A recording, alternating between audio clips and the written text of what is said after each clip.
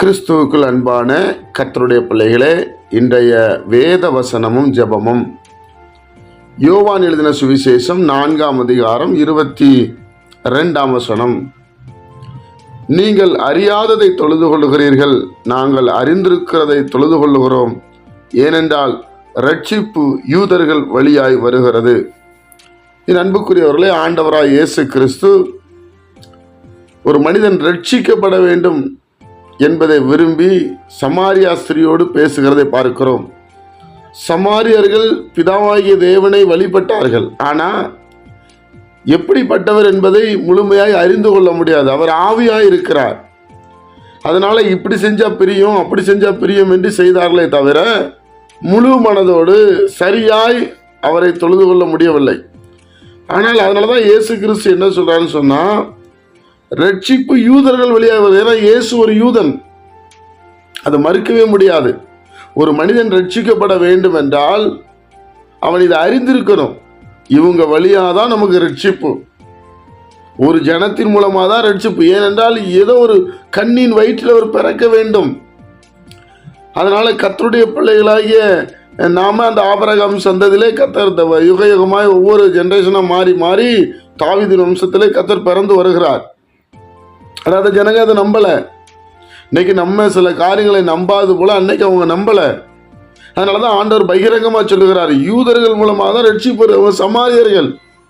சமாரியர்கள்ல பாருங்க, எலிசா நாட்கள்ல சமாரியாவில் இந்த பிரச்சனைகள் வந்தது. அப்ப அந்த சமாரியா பட்டணம் இருக்கு, தேவனை தொழுது கொள்றாங்க. ஆனா இயேசு கிறிஸ்து எளிமையா சொல்றாரு, நீ என்னை அறிந்து கொண்டால் நீ ரட்சிக்கப்படுவாய்.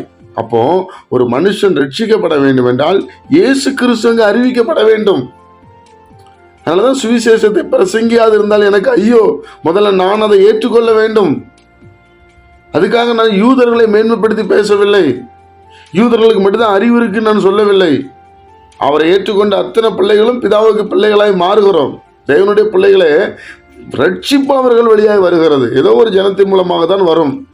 யாரோ ஒருவர் நல்ல ஒரு சட்டத்தை வகையறுத்தவர்கள் இன்னைக்கு சொல்லுகிறோம் இல்லையா, இவங்க தான் அந்த சட்டத்தை போட்டாங்க அப்படி சொல்றோம். ஒரு மனிதன் மூலமாக தான் தேவன் கொடுக்க முடியும். அப்ப ரட்சிப்பு என்றது ஒரு மனுஷனுக்கு ரட்சிப்பு இயேசுவின் மூலமா தான் வரும். அதனாலதான் சகையை பார்த்து சொன்னாரு, இந்த வீட்டுக்கு ரட்சிப்பு வந்தது. இயேசு கிறிஸ்து சகையை பார்த்து என்ன சொன்னார், இந்த வீட்டுக்கு ரட்சிப்பு வந்தது. அப்ப முதலாவது ரட்சிக்கப்பட வேண்டும் என்றால் இயேசு கிறிஸ்து அறிவிக்கப்பட வேண்டும். இயேசு கிறிஸ்து நம்ம உள்ளத்தை ஆளுகை செய்ய வேண்டும்.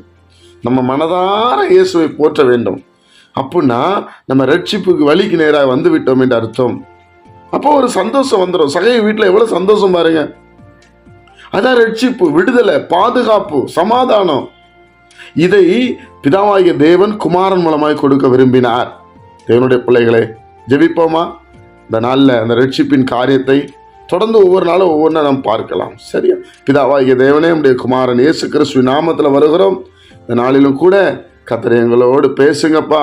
ரட்சிப்பின் அனுபவத்தை நாங்கள் பெற்றுக்கொள்ள உதவி செய்யுங்க ஆண்டவர். இந்த நாளை எங்களுக்கு ஆசீர்வதித்தாங்க. ஜனங்களுக்குள்ள வசனம் கிரியை செய்யட்டும், நாம மகிமைப்படட்டும். இயேசு கிறிஸ்துவின் மூலம் ஜெபிக்கிற நல்ல பிதாவே, ஆமென்.